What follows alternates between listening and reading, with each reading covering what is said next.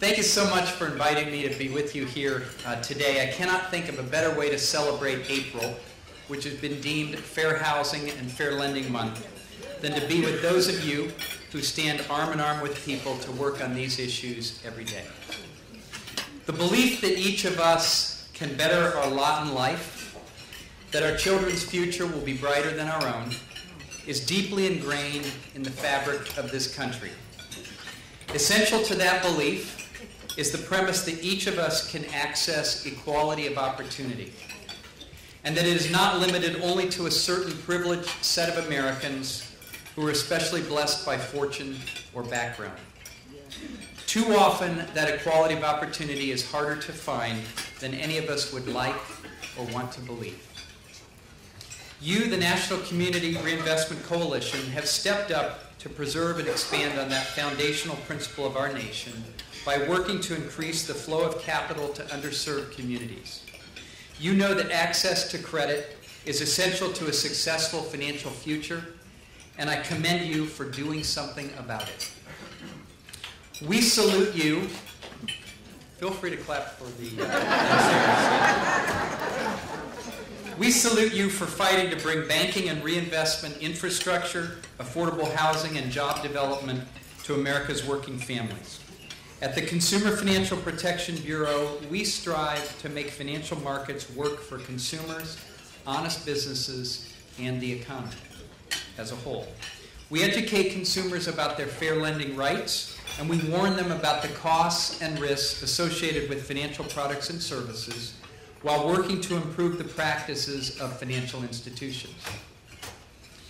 As the past few years have revealed all too clearly, financial products, though they bring us immense benefits, also have the potential to wreak havoc on consumers and the wider economy. And we know that communities of color have been hit especially hard by the financial crisis. African American households saw their median wealth drop 53% between 2005 and 2009. Hispanic households saw an even steeper drop of 66%. We want to work with you to reverse these trends. Too often, unequal access to responsible credit can be the root of these problems. When a potential homeowner cannot get a mortgage, or a small business owner cannot get a loan for capital improvements because of the neighborhood around them, both the individual and the community suffer, and the income inequality gap only grows wider. Some have argued that the Community Reinvestment Act is responsible for the mortgage crisis. We disagree. I know you do too. Sound underwriting and reasonable access to credit are both worthy goals, and they can and should go hand in hand as we build stronger communities. Our economy is in the process of recovering from the worst financial crisis of our lifetime, the worst since the Great Depression. We cannot afford to tolerate practices that either price out or cut off segments of the population, such as women, the elderly, or communities of color, from our credit markets. Like a silent pickpocket, discrimination skulks among unsuspecting borrowers. Unbeknownst to the borrower, the discriminatory lender charges him or her more for a loan because of some characteristic beyond the borrower's control, such as race, sex, or age. Intentional discrimination is wrong, and it stands as a disgrace to the values our nation was founded upon.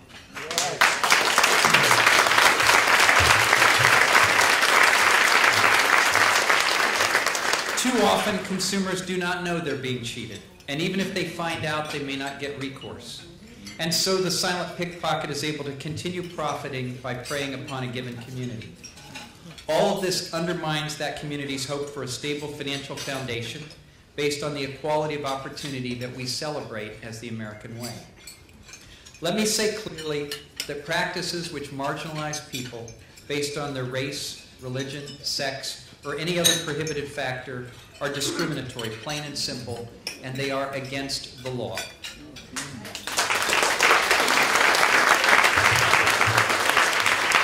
We know that even intentional discrimination can be difficult to identify and that consumers often do not know it when it is happening. But conduct that may seem benign, what the lawyers call facially neutral actions, can create effects that are just as devastating for the marginalized communities. An example of this kind of conduct is giving loan officers wide discretion to determine how much to charge borrowers. This can result in an aggregate pattern of African American or female borrowers paying more than similarly situated white or male borrowers. The consequences of disparate impact discrimination are very real, and they affect consumers just as significantly as other forms of discrimination. In particular, they constrain opportunity for entire classes of people who are adversely affected. It's important to recognize that this subtle but powerful form of discrimination creates damages that are no less direct than the kind of overt and blatant discrimination that we hope and assume is increasingly a relic of a bygone era.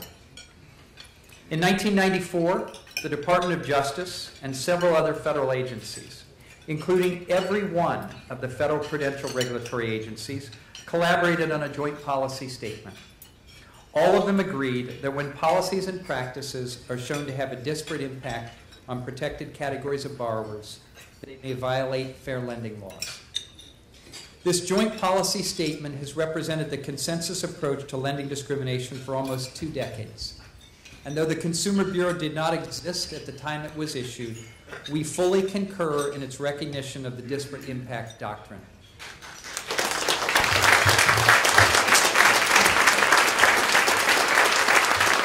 Many courts have held that the disparate impact doctrine, which applies in other areas of discrimination claims, applies to credit transactions as well. So today, we are giving fair notice on fair lending.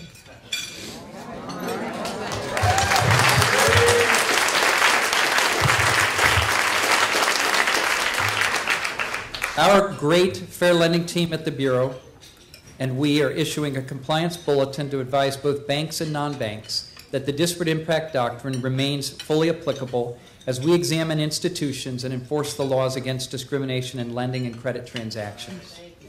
That doctrine is applicable for all of the credit markets we touch, including mortgages, student loans, credit cards, and auto loans.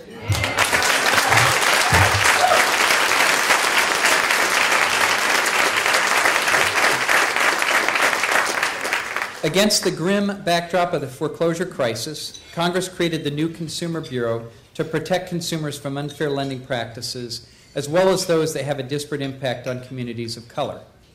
Before the Consumer Bureau, non-bank institutions generally were exempt from federal supervision that could examine whether or not they were in compliance with the fair lending laws. That has changed. The Bureau will be supervising these entities in a tough but fair manner to single out the silent pickpocket and stop discrimination in its tracks.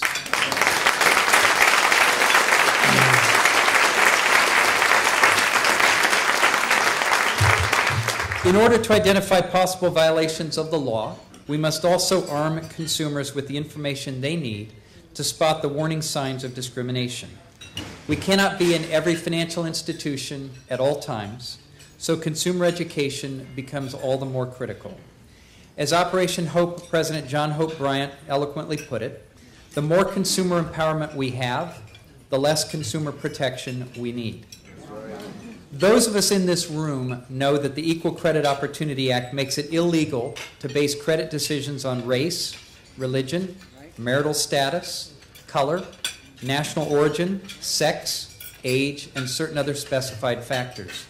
But too many consumers do not know the law, and they cannot tell when they're being victimized by discrimination.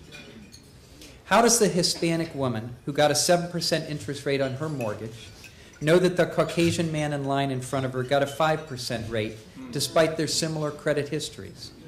Most of the time, she does not have the faintest idea. This 2% difference means that she will pay significantly more over the term of the loan than the other borrower will. Whether applying for an auto loan, student loan, or home loan, consumers need to know their rights. And they need to know what red flags to look for that may indicate their rights are being violated. We have compiled tips and warning signs to help consumers identify and avoid credit discrimination. We break it down by category: the consumer's rights under the law, how consumers can protect themselves, and what warning signs the consumer should look for. The advice will be published both on our website and in brochures that we will ask you to help us disseminate around the country. We want consumers to be better able to protect themselves by doing their own research, shopping around, and asking questions. Consumers should know their credit history, both to make sure it is accurate and to understand the basis on which creditors are making decisions about whether or not to lend them money and on what terms. When they qualify for credit but are refused, or are treated differently in person than over the phone, those are red flags. We want consumers to be able to recognize when they may be victims of discrimination, and we want them to know to speak up. Consumers should be in control of their own decision-making and should not feel pressured to sign an agreement until they're satisfied that it works for them. Consumers can visit our website at consumerfinance.gov, where they can file a complaint or just tell us their story. Dr. King once said, "Our lives begin to end the day we become silent about things that matter." The Consumer Bureau is still in its infancy, but we're here today to say plainly that we will not be silent on discriminatory lending practices. Illegal discrimination